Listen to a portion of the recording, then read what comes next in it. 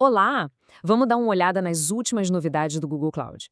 Em janeiro de 2026, a plataforma deu um salto e ficou mais segura, mais inteligente e, claro, bem mais rápida. A gente vai ver como o Google está se defendendo de ameaças, simplificando a IA para todo mundo e botando mais velocidade no desenvolvimento. Então, bora lá! Olha só o nosso roteiro. A gente começa com o que é mais crítico, segurança. Depois, vamos mergulhar de cabeça na inovação com inteligência artificial. E para fechar, a gente volta para a base, com umas melhorias cruciais na infraestrutura e na vida de quem desenvolve. Beleza, começando pelo primeiro ponto, segurança. O jeito que o Google está encarando isso é bem interessante.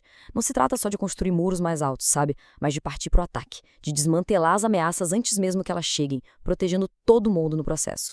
E esse slide aqui mostra essa ideia perfeitamente. De um lado, na ofensiva, a gente tem o desmantelamento da Epidaia, que era uma rede proxies gigantesca usada para esconder a origem de ataques e todo tipo de coisa ruim.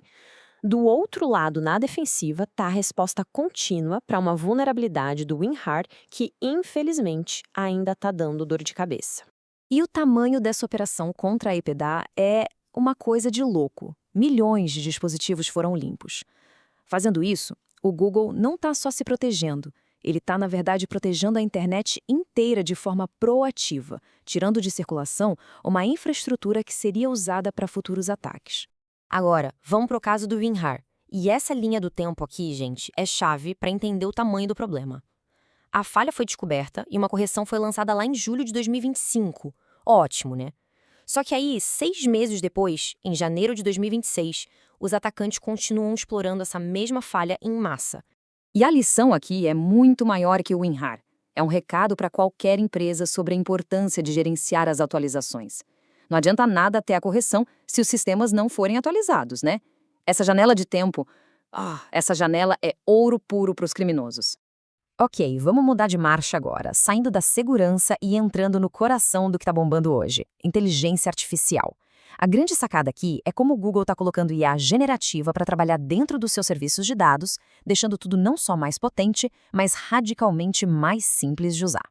O Vertex AI é o exemplo perfeito disso, otimizado para machine learning com 3 grandes melhorias.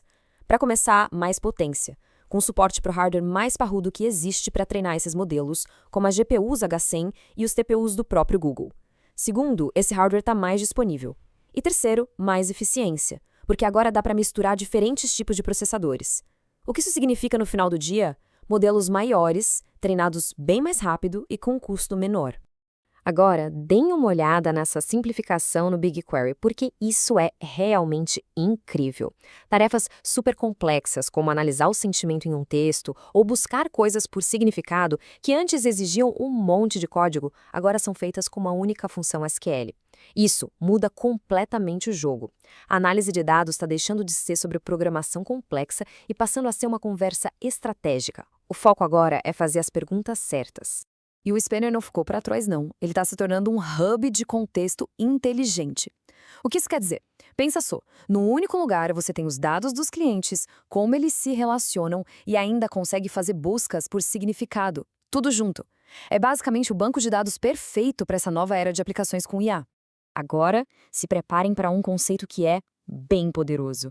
O navegador agêntico para o Chrome Enterprise. A ideia é transformar o navegador de uma janela passiva, que só mostra coisas, para um assistente proativo, que entende o que precisa ser feito e executa tarefas complexas sozinho. Essa frase aqui resume tudo, né? Transformar o navegador em um executor. Em vez de ser só uma ferramenta que a gente usa, ele passa a ser um agente que trabalha para nós. Isso libera as equipes para focar no que importa, na estratégia, e não em tarefas repetitivas. E claro, com tanto poder de IA, era óbvio que isso ia chegar no setor público. É aí que entra o Gemini for Government. E aqui, a palavra-chave que define tudo é uma só: confiança. E essa confiança não vem do nada, não. Ela é carimbada com a certificação FedRAMP High, que é, basicamente, o nível máximo de segurança do governo americano. Isso quer dizer que a plataforma foi testada e aprovada para lidar com os dados mais sensíveis que existem, permitindo que agências como o Departamento de Defesa e a FDA usem a tecnologia em missões críticas. E chegamos na nossa reta final. Voltando para os fundamentos, infraestrutura. Vamos falar de velocidade e simplicidade. São melhorias que nasceram para acelerar o desempenho das coisas e, principalmente, para facilitar a vida de quem desenvolve software. Olha, esse gráfico aqui dispensa comentários, né? A melhoria de desempenho no Google Kubernetes Engine é absurda. Antes, para escalar uma aplicação, os nós eram criados em sequência, um por um. Agora, o processo todo acontece ao mesmo tempo, em paralelo. E o impacto disso na prática é isso aqui, uma redução de até 85% no tempo necessário. E isso não é só um número bonitinho no slide, é uma mudança fundamental na agilidade. Na prática, o que isso quer dizer? Que as aplicações conseguem crescer para aguentar picos de uso quase que na mesma hora. Isso garante estabilidade e uma experiência muito melhor para quem está usando o serviço. E para quem bota a mão na massa, essa notícia aqui é sensacional.